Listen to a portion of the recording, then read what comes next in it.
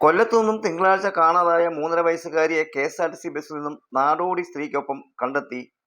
Pandalam police സ്റ്റേഷനിൽ ചൊവ്വാഴ്ച ഉച്ചയ്ക്ക് 2:00 കെ.എസ്.ആർ.ടി.സി ബസ്സിൽ നിന്നും കുട്ടിയെ കൊണ്ടുവന്ന നാടോടി സ്ത്രീയെയും 3.5 വയസ്സ് പ്രായം വരുന്ന പെൺകുട്ടിയെയും കൊല്ലം പിങ്ക് പോലീസിന് കൈമാറി. കൊല്ലത്തു നിന്നും കാണാതായ കുട്ടിയാണ് തമിഴ്നാട്ടുകാരായ നാടോടി സ്ത്രീക്കൊപ്പം കണ്ടെത്തിയത്. ചോദ്യം ചെയ്യലിൽ കുട്ടി ഇവരുടേതല്ലെന്ന് പോലീസിന് ബോധ്യപ്പെട്ടിരുന്നു. കൊല്ലം കുന്നിക്കോട് സ്വദേശിയുടെ കുട്ടിയാണെന്ന് പിന്നീട് നടത്തിയ വിശദമായ അന്വേഷണത്തിൽ കണ്ടെത്തിയതിനെ തുടർന്നാണ് നടപടി. കുട്ടിയുടെ മാതാവിന് മാനസിക പ്രശ്നങ്ങൾ ഉള്ളതായും വ്യക്തമായി. മാതാവിനൊപ്പം കൊല്ലം ബീച്ച് കാണാനെത്തിയതാണ് കുട്ടി.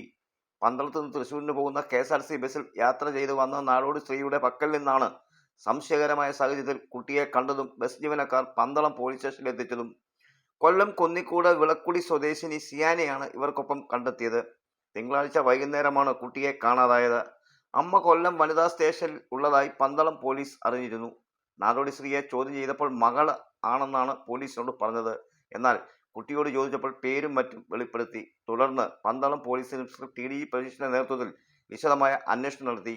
കൊല്ലം പോലീസിനോട് ബന്ധപ്പെട്ടപ്പോൾ കുട്ടിയെ കാണാതായത് സംബന്ധിച്ച വിവരം അവിടെ പിങ്ക് പോലീസിന് കുറച്ചു മണിക്കൂർ മുമ്പ് ലഭിച്ചതായി അറിഞ്ഞു. പിന്നീട് പന്തളം പോലീസ് പിങ്ക് പോലീസിന് ബന്ധപ്പെട്ട് തുടർ നടപടികൾ കൈക്കൊള്ളുകയായിരുന്നു.